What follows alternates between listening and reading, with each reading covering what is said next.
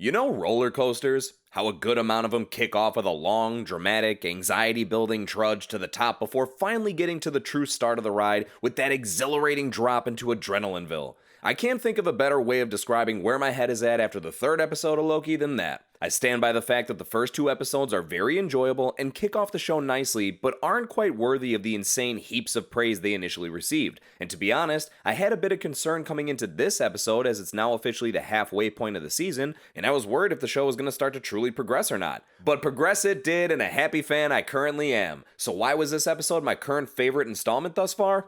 Let's get into it. The episode begins with the young female TVA agent we saw confessing to revealing the location of the Timekeepers and was mind-controlled by the Variant / Lady Loki / Enchantress, whatever you want to go with at this point, in the preceding episode.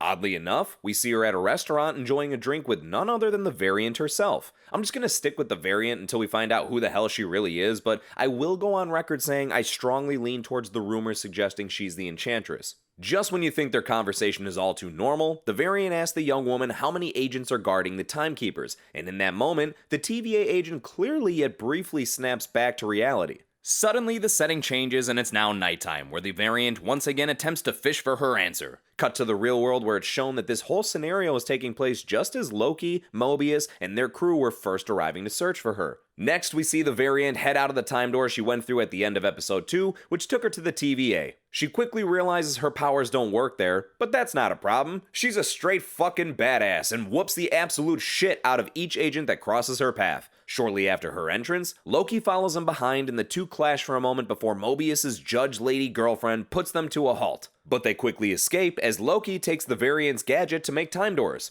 After being transported to a new place, the Variant attempts to send Loki through another time door, but it's low on batteries? What the? You gotta be fucking kidding me. The supposed most powerful task force in the universe has to depend on battery-operated mechanisms?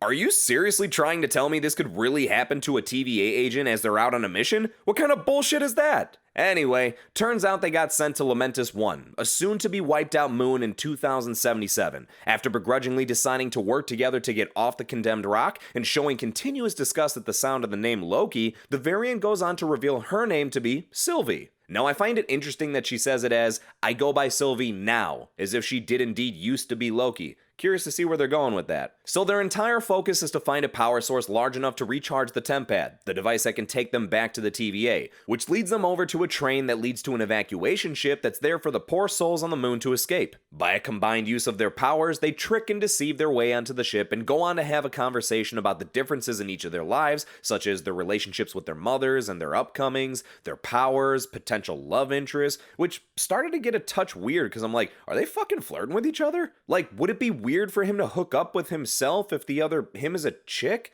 I'm confused. So Sylvie takes a nap and wakes up to Loki drunk and singing with the other passengers until someone takes notice of these odd shenanigans and brings security over to investigate. The duo fight their way through a small wave of guards until Loki gets thrown out of a window and Sylvie, still needing the TemPad of course, jumps out after him. At this point, Sylvie is fed up with Loki's shit. He doesn't appear to be taking this mission as seriously as she is, and she demands he hands over the TemPad. Unfortunately, the toss out of the train led to the device breaking, leaving the pair stranded on the moon of impending doom. But it doesn't take long for them to agree to hijack the evacuation ship and help make sure it does indeed get off the moon. Now ideally, this would gain the attention of the TVA. I know they clearly have their hands full with the mess Sylvie just caused, but this ship making it off the moon successfully would cause another Nexus event, as it doesn't follow the set path of the sacred timeline. But then we get a really big reveal that had me gasp a bit. Turns out all of the TVA agents are not beings created by the Timekeepers in order to preserve the sacred timeline like Mobius believes they are. They're actually all themselves variants. So our duo make it to the Ark, aka the evacuation ship, but it's clear that it won't be an easy task to board as civilians are rioting, the security force is going apeshit to keep the insanity at bay, and the moon is moments away from utter annihilation. We get a very well shot and choreographed one-take scene where Loki and Sylvie run through the chaos to make it to the ship,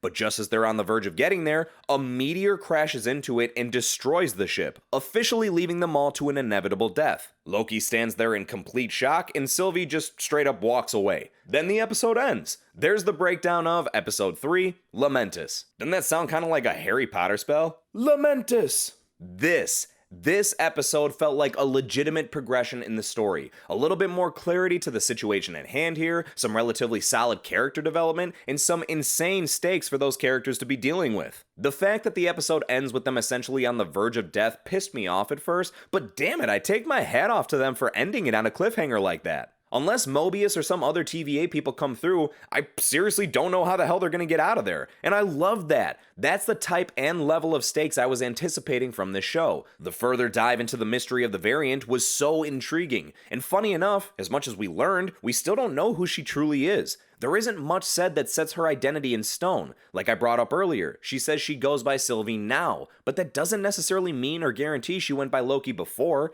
Now she does tell Loki, that's not who I am anymore, but I don't feel like that's enough validation. I still lean towards her being Enchantress, and perhaps she was sick of having that title, so she decided to default to her original name. Now for those that aren't familiar, Sylvie from the comics is an ordinary human character who is given powers by Loki to become the second version of the Enchantress, so he could use her as a tool for chaos. And something tells me it's not merely a coincidence that the show decided to name her character that. Even when her and Loki are discussing their mothers and their childhoods, she never discloses enough information to confirm that she is Loki. Plus, there seems to be a heavy emphasis on her ability to enchant people, so it'd almost be a bit bizarre at this point if she isn't Enchantress. Aside from her identity, the actual banter and the whole can I trust you or not situation between her and Loki was so much fun to watch, and in a way, you're almost not entirely sure who to root for. On one hand, you default to siding with Loki and questioning the intentions of Sylvie, but there are small signs throughout that make you feel like there's clearly more to Sylvie's story, and perhaps there is more of a reason to her taking down the TVA than just to be mischievous, and perhaps Loki really is standing in her way by not taking it seriously. Though to be fair, she hasn't explained what her plan is, just that it's been in the works for years now.